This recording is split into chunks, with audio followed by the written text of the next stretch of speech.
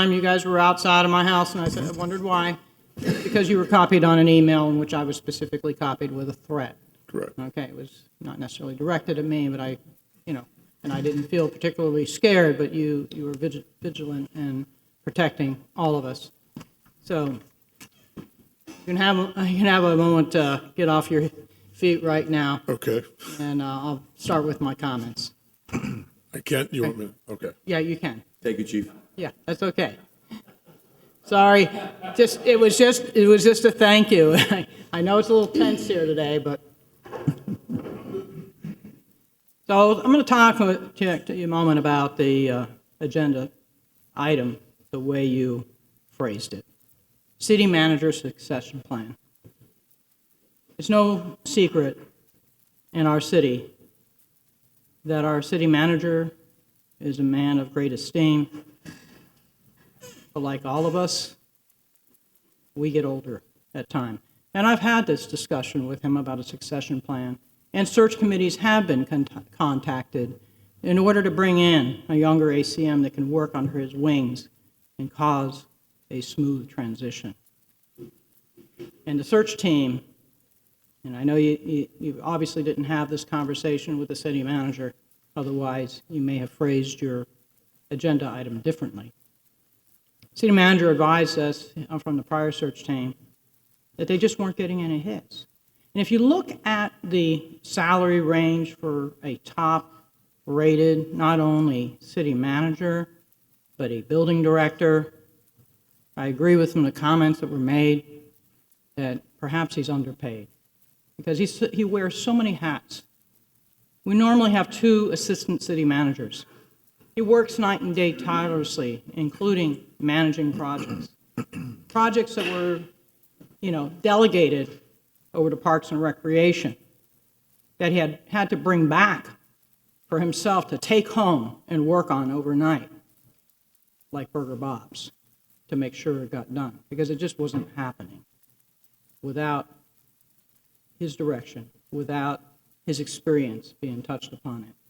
So he's more than a city manager here, serving as a building director, a project manager, and I know some people expect him to be on the job 24/7 and be in every place and every project to see every malfeasance that happens on every project out there, whether it's a leaky roof or a leaky pipe. It's impossible for one human being to be everywhere. You need to delegate. You hire contractors. Each and every one of us have probably had some work done in our home in which you had to call back the contractor because something wasn't done wrong. Landscapers, same thing. That's the same problem. They don't follow directions necessarily. But yet, the one who takes the blame, and the only one that's taking the blame, is the city manager here today. So let's go back to your agenda item.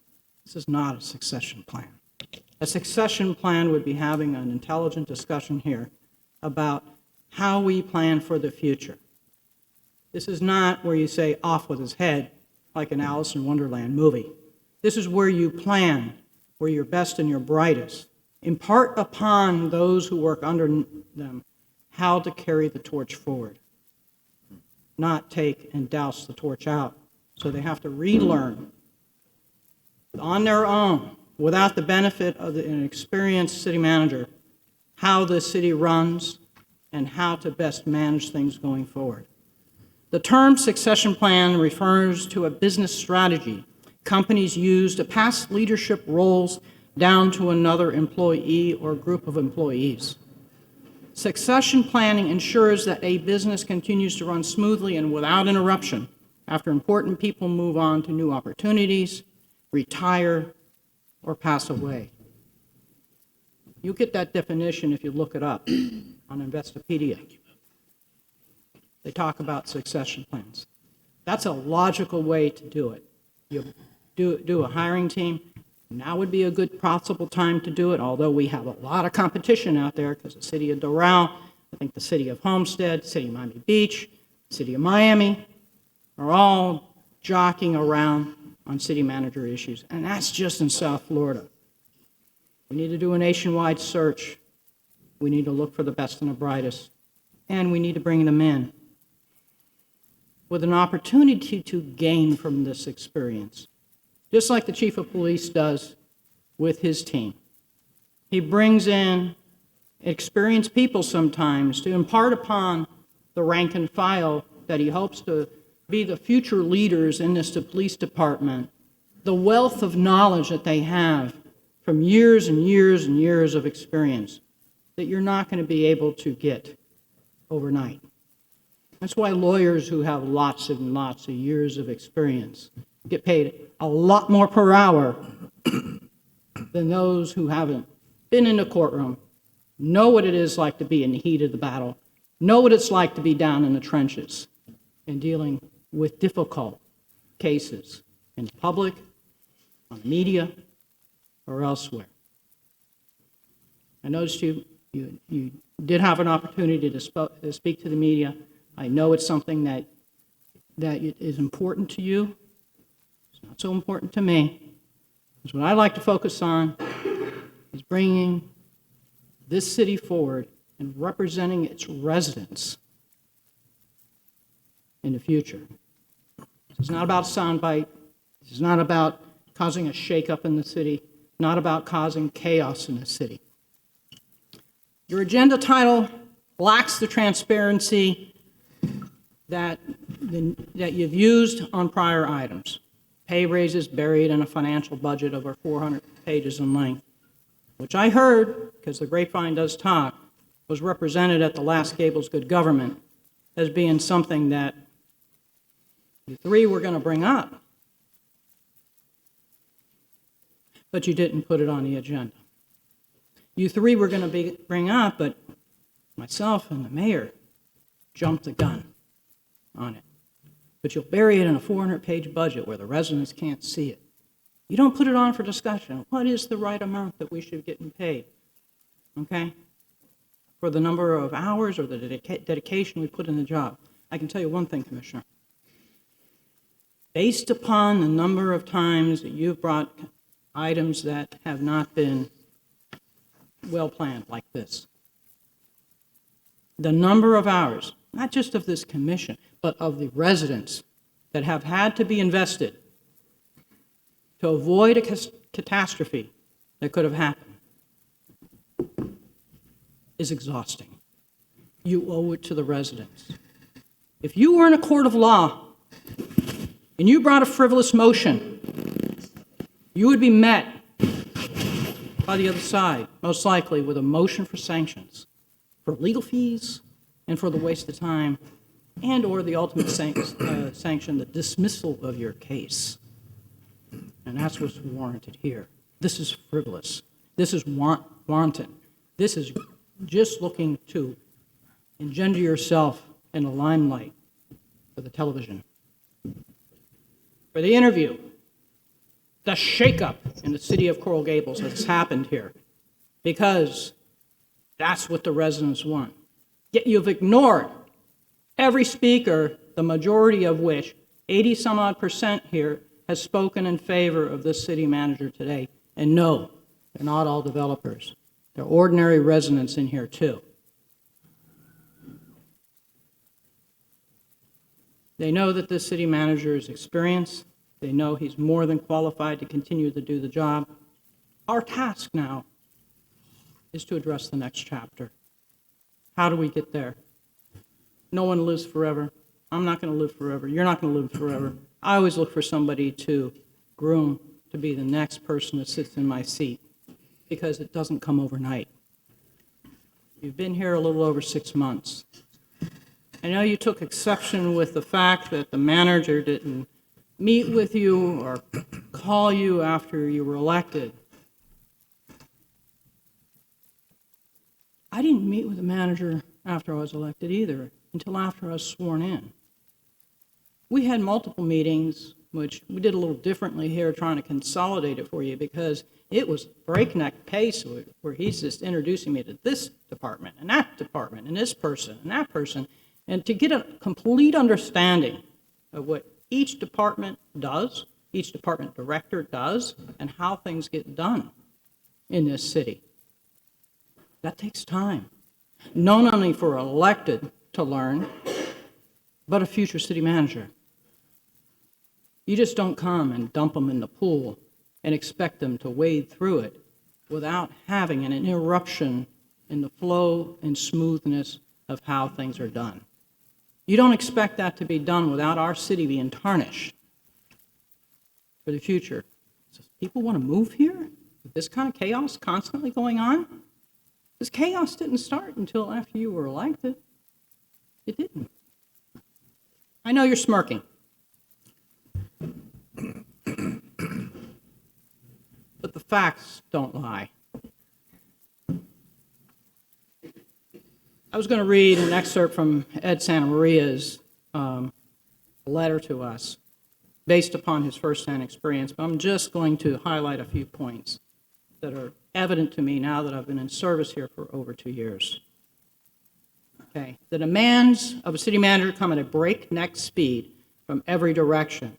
A manager is either at work or on call 24/7, 365 days a day. A holistic perspective is essential, and the position requires visualizing the administration of at least at a 30,000-foot level. Simultaneously, it requires the granular understanding of the goals of the elected officials and the needs of the community, the skills and capabilities of staff members, and the status of all city projects and initiatives, past, present, and the future, to meet the objectives established by the city's approved strategic plan.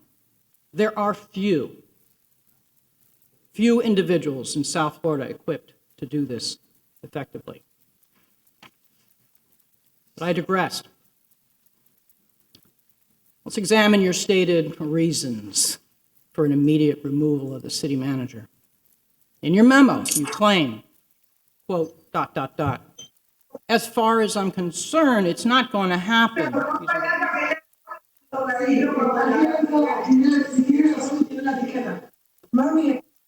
Sorry, I'll wait for a moment. You ready?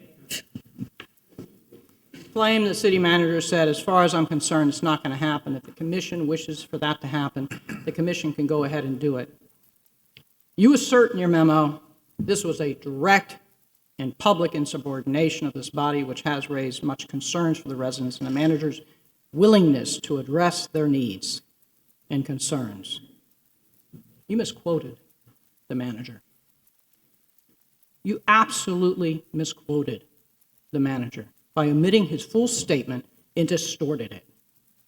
You did it for the same purpose you do a lot of things, to incense and inflame not only the residents, but your two fellow commissioners here that appear to be willing to vote for his removal. If you look at things out of context, you can distort the person's perspective of a very qualified and exceptional city manager that we have. And I'm not going to say that I agree with him on everything. We've agreed to disagree, and I have moved him in a position on items that he didn't realize existed before. But it doesn't happen without sitting down at a table. It doesn't happen when you point someone out of the room and direct them to leave, like you did in the prior commission meeting. When you do that type of behavior, it's not quite you reap what you sow, but you've caused the problem. Insubordination, as defined by the Indiana State University Human Resources Department, is an overused and misused word. The work environment, and has a very narrow definition with serious consequences to the work and to the employees. Insubordination is a deliberate and inexcusable refusal to obey a reasonable order which relates to an employee's job function. The refusal may be openly stated or may be silently withholding of services. Merely protesting an assignment is not insubordination.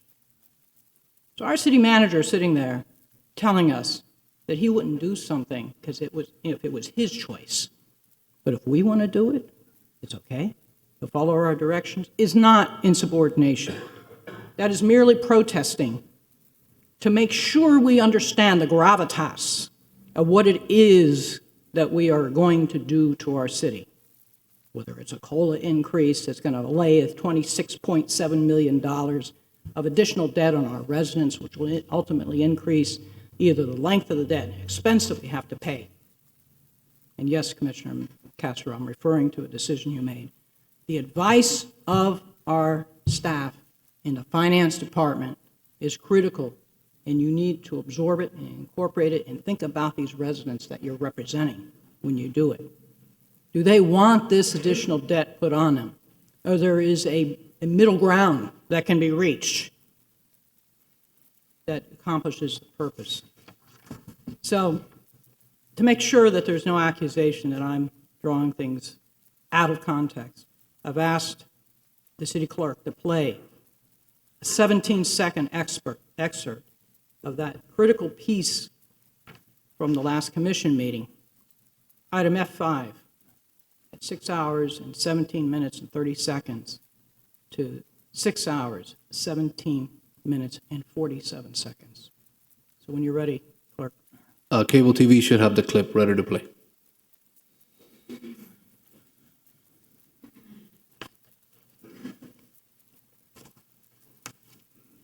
Handle it completely different because we are a fiduciary for the city. And I'm not here for, and I will not approve something where we lose $240,000 again, or we lose $187,000 again. As far as I'm concerned, this is not going to happen. If the commission wishes for that to happen, the commission can go ahead and do it. Okay, but handle it completely different because we are a fiduciary for the city. And I'm not here for, and I will not approve something where we lose $240,000 again, or we lose $187,000 again. As far as I'm concerned, this is not going to happen. If the commission wishes for that to happen, the commission can go ahead and do it. Okay, but handle it completely different because we are a fiduciary for the city. I think it repeated, but perhaps it was worth repeating so that you could hear it clearly and not distort it. The manager expressed his opinion. He clearly stated if this commission wanted to take a different course, we could do so. That's the same thing he said about the White Way lights. May not be what you wanted to hear, but it's something that we, not only as the commission, needed to hear, but it's something the residents need to hear. Do you want us spending additional millions of dollars to change the colors of the poles and the style of the poles? This has been referred over to 2 of our boards to address in a sunshine meeting, and they'll get back to us. But understand the cost. We need to understand the cost because it comes on our tax bills. Okay? And this is how you want to spend your money? That's fine, what the city manager said. If this is the way we want to approve something for Fritz and fans, that's fine. We can do that. We were looking for a market value rate out of Fritz and Friends. We hadn't received it. We had not received it before the last commission meeting. I had invited the owner to send in proposals. I suggested that he forward it to the city manager's office while I was even out of town, so that we as a body, after getting a market rate analysis and have the information we need to make an intelligent decision, could make that decision. As you can see, this city manager has dealt with that issue. He resolved the issue, and we do have a deal based upon market rate. So the residents get the right dollar value for the city properties that we own. And we're not going to be eating $240,000 on a deal. We're not going to be eating any money on a deal, and we're going to have lease terms that have enough teeth in them that we can get back into the properties, unlike we were able to do easily in the past, whether it be Ortoniques or the Country Club. The leases that are done today are not the leases that were done yesterday. Sometimes we're stuck with the language that we have in these leases. It pays to read them, because otherwise you make assertions that are not accurate. And you hurt people with those accusations. We have to be careful with our words when we do that. One of the things that I try to do is not just criticize, condemn, and complain or demoralize anyone. I first ask, so I gain more information. Whether it be about a tree being trimmed on a golf course or elsewhere, I ask. I don't assume I know everything. I know a lot about trees, but I don't know everything. And I know I don't know everything, and that's one quality we have to do.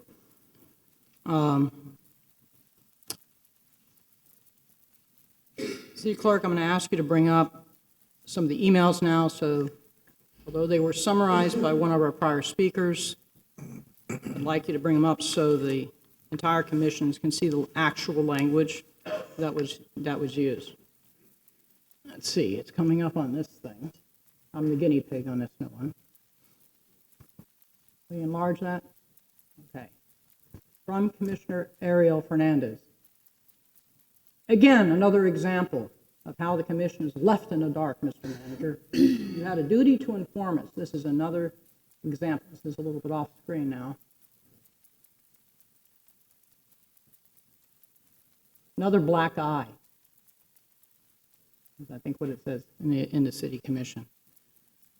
This is in reference to the Fritz and Franz lease, where you claim there was another black eye because this city manager failed to inform you of something that happened. So rather than ask, you accuse, you criticize, you condemn, and complain. If you had asked, you would have realized that you overlooked an email back in September and a letter from our city attorney. I'm going to ask you to bring up this item C next. Madam Vice Mayor, are you going to be jumping off Fritz and Friends? Are you jumping off Fritz and Friends? I'm just bringing up the emails. Okay, because I'd like to add something to Fritz and Friends if I may. Just want to add something if I may. Just to be clear so everybody understands, when the discussion was with Fritz and Friends, like the Vice Mayor said, it was a market rate discussion. I have a lot of respect for Harold and the business. We all have a respect for Harold and the business, but it was not market rate. Today we'll be considering a market rate at $51 a square foot. The lease that Harold wanted to sign with an extension was in the low 30s. Okay? We are fiduciaries on behalf of the city. I don't have any friends when it comes to doing business with the city. So understand that. We will consider your deal today, but you will be paying market rate. He wanted the same deal that we gave Senora Martinez, which is correct. It's $34 a square foot. But Senora Martinez is putting $3.8 million in TI, over $800 a square foot into that property, which we own, and that will increase the value of the city-owned property. Mr. Harold's new lease does not include any TI, zero. The building will remain the same. He would just be paying market rate at $51 versus the $34. This is just a little background information so you understand what the manager was doing to get the best value, the best bang for your buck. I can go through all of them. I just don't want to disrespect the Vice Mayor and her comments. I just thought it was important with all the people that are watching today so that they understand the importance of getting the best deal for the city, not the best deal for your friends. Okay. So I brought up the September 28th email from our esteemed city attorney, Christina Suarez, where she informed the entire commission of what was going on with Fritz and Franz. This was before you sent the accusatory and derogatory email to the city manager saying that this was another black eye in the city because you failed to inform this commission. Attached to this email is a letter, the letter that was sent to Fritz and Franz. It's a notice of non-renewal.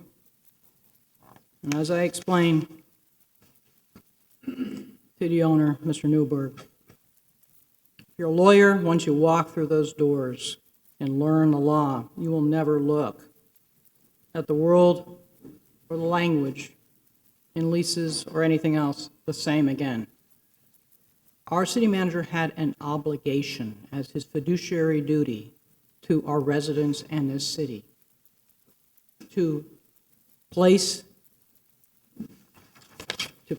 them on notice timely that the existing terms on the lease were unacceptable. We have a little problem with, there we go. That's his duty. If he had failed to do it, then it would have been another black eye to our city, but he didn't fail. He did his job, and he did it effectively. Throughout your tenure here, there's been demands for firing of employees. That's the manager's decision. Employees that don't follow your directions. There's been meetings that have been held in which there were not nice things said about all of our employees. And Chief, you were present during one of those, I understand. Are you still in the room? There you are. You're hiding around the corner. Come on up. Might as well just stand there. Yes, ma'am. You were present at a meeting. It was the Commissioner Fernandez requested.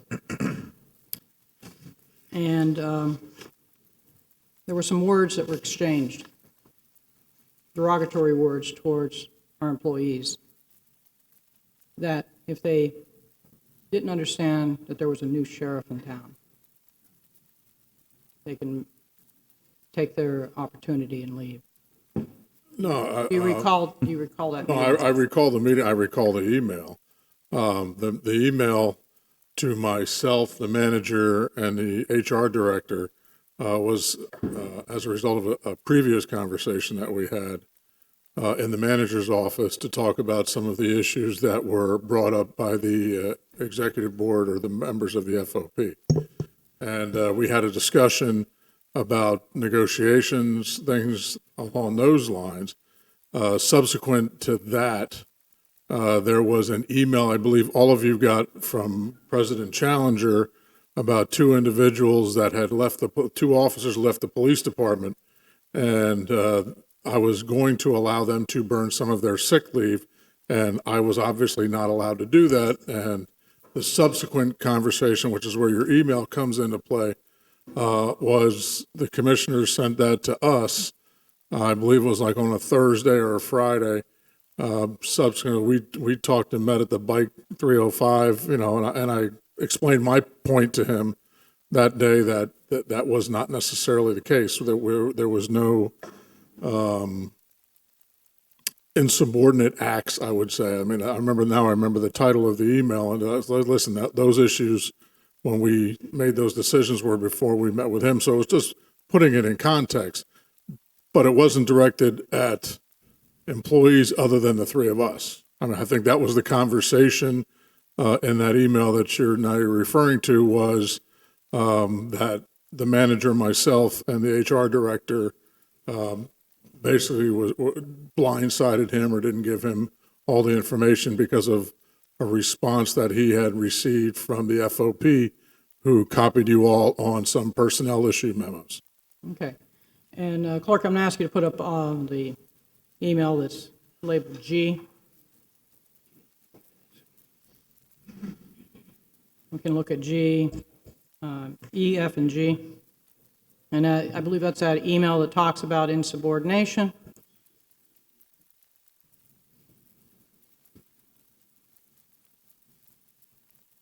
And you have to go to the prior I one. believe that's Again, the manager's response. Yeah, let's go look at E. Let's take a look at E. You're getting there. That's scroll down. That's page, I don't know what page you're on there, or what you grabbed, but I'm talking about the one June 30th, 2023. That's it. At It's up 10:02. now. Okay, talk to insubordination. Folks, I made a request in meeting three of you, which is completely disregarded, not disregarded, but the total opposite. This insubordination will not be tolerated. Was the city manager rude to Commissioner Fernandez during that meeting? During our meeting? No. I mean, I think we all had conversations about what was going on. I mean, Commissioner, it's not, at one point or another, I will be honest with you, okay, as probably the elder statesman of the employees, and my job is to sometimes tell you all no. And I am a person who is married to government. and I will tell you wholeheartedly, and some of you have heard me say this, residents for this police department are always first, but they're not always right. They're always first. So I think we have had conversations in this dais about things that you wanted me to do, and I was like, listen, there's issues. So those kind of conversations I have with each one of you individually. I didn't see this as being something where the manager was screaming or Raquel was yelling. The issue that upset Commissioner Fernandez was he believed that we were not forthright with him on something that the union brought forward. And I explained this to him. It wasn't a question of whether, I saw the email when everybody else got it. And I believe I rode my bike down with you that day to Bike 305 Day. We had a conversation. The commissioner was still, upset about it, but I think all of you have been upset with me at one time or another, including my boss. And, it's sometimes we have to say no. That's part of being in these positions. So that response, he allowed us to talk about it. But yes, that was directed at the three of us. Yeah, Chief, but I'm sorry to interrupt you. I can't remember the last time I was upset at you, but I have disagreed with the manager, both in the private sector when he was in the city of Miami and both here when he was in the city. But there's a difference, though. Mm-hmm. I've never used that tone in 11 years of being in public office with an employee in the city where I've said someone is being insubordinate when they're not being insubordinate. They're telling you the truth, but you just don't like the truth. And they're telling you the facts, and you are unhappy with that. And I think that's a difference, and you have to be honest with us on that front. So, someone, you've sat there and you've told me no, and I've said, okay, not a problem. Let me give you an example. City attorney told me no last week, correct? We had a discussion, and you told me no, flat out no over a matter, over the powers that the mayor has. And I accepted the city attorney's comments, continued to work together, value her as a professional, but I'm not going to demean the city attorney and disrespect the city attorney in writing in any form or in person, because at the end of the day, it has a ripple effect throughout all 1,000 employees here in the city. And we end up in situations like this. I just see a lot of emails like this that, to me, set the wrong culture here in this community. You can have a disagreement. I welcome disagreements. I've had disagreements on policy with all members of this commission. But at the end of the day, there's not emails that leave a level of stain like this. So I'm going to follow through on you. We've had disagreements before, too. Yes, we have. This is why I call you all individually. But again, when I get the okay to do that, I mean, this manager allows the chief to talk to you. And if I could, the one thing I've learned in this job as your chief for the last 9 years was something that then Mayor Manny Diaz said at John Timoney's memorial. A commissioner and a manager are made and broken by their police chief in one day. And I've taken that challenge very seriously to make sure I don't do anything that would embarrass you all in cities, which is why I talk to you all one-on-one, very frankly, whether you like it or not. I'm going to say what I think to all of you. I mean, to the mayor's point, we have had some heated discussions. I think we all have. Vice Mayor, to you as well. I mean, and the idea is my job is to say no if within the police confines, the same way the city attorney is, the city clerk, the manager. I think what we're getting down to, Mayor, to your point, is the definition of insubordination within the police department is a terminable offense. And my bar for insubordination has got to be a documented, and I have moved to fire people and have fired people within the police department for insubordination because we're a paramilitary structure. And so I look at it a little bit differently. I don't know what Commissioner Fernandez's level of insubordination is. Mine's a lot higher, so I guess I didn't get as upset about it. But that's just my training or my upbringing, I guess. So, thank you. Madam Vice Mayor.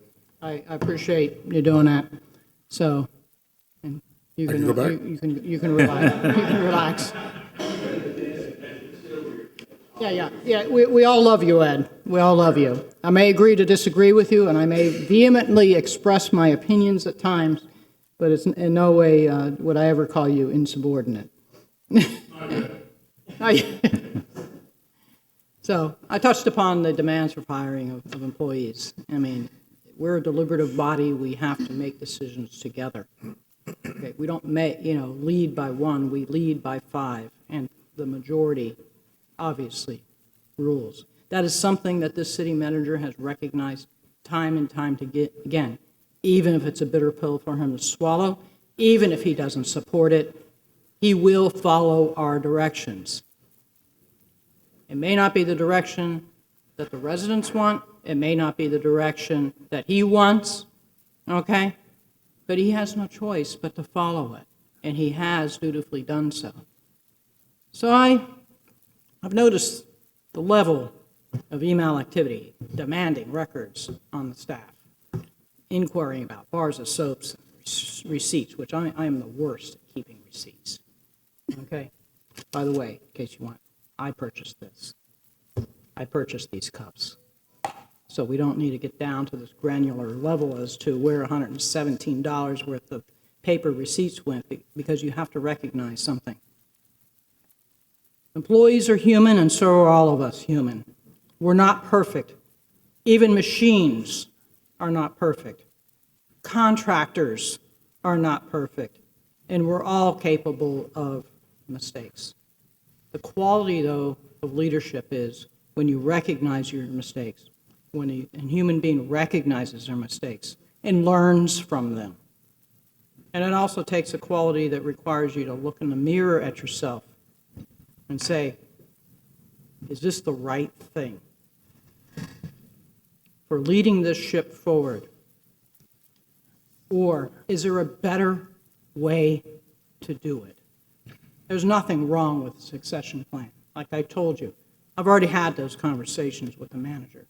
I've already told him if we're having trouble attracting folks, and this was before your election and after your election, with the salary offerings that we have, that we may need to raise that salary.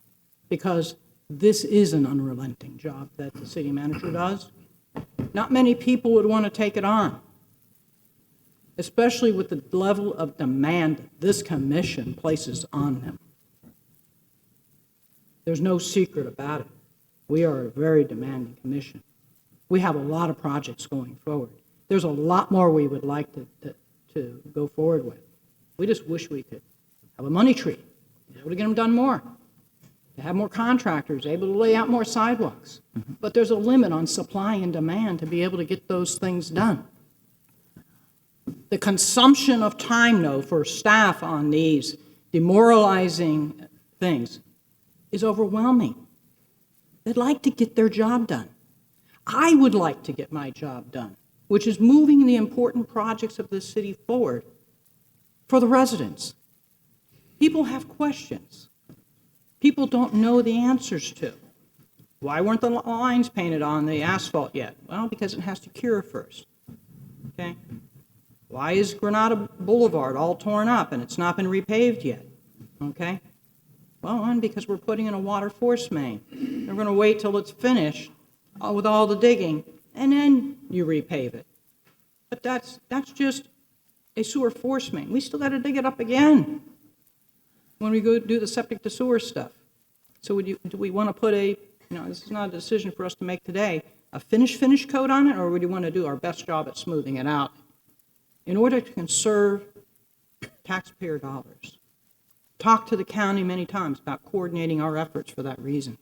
But if you consume staff's time with needless witch hunts for $117, we're going to spend thousands and thousands of dollars to do an audit over a missing receipt or two. I'm looking forward to the audit, by the way. That'd be great. Okay. Rather than trying to put our residents through unforgivable stress and distress in the upheaval of our city, many people have approached me and said, listen, I voted for him, but I thought he was going to bring some good ideas, but I'm disappointed. I'm sorry I voted for Commissioner Fernandez. So rather than gaslighting the residents, with false representations of what this manager said and pointing him out of the door during meetings and putting him out of the door during this commission meeting. How embarrassing that was. I've never seen that throughout the course of this commission's history. Looked more like a Miami City Commission meeting than it did Coral Gables. That was a sad day in this city. Unfortunately, you're continuing it forward. Leadership is a supreme quality of leadership is unquestionable integrity. That is something countless people here have said about our city manager. Yet you want him out of here immediately. Leadership cannot just go along to get along. Leadership must meet the moral challenge of the day. Reverend Jesse Jackson.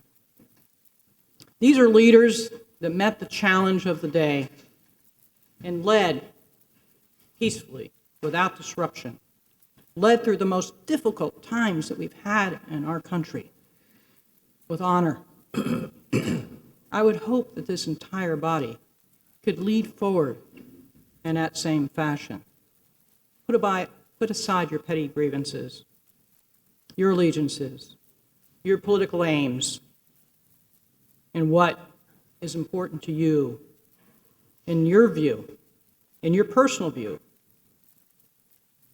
based upon the information that you have. And if you really poll the residents now, I think their view of this commission is pretty low because of what type of leadership you've been bringing. Disagree. I'll agree to disagree with you. You know what? They don't talk to you. They talk to others because they don't talk to you. Let's bring unity together.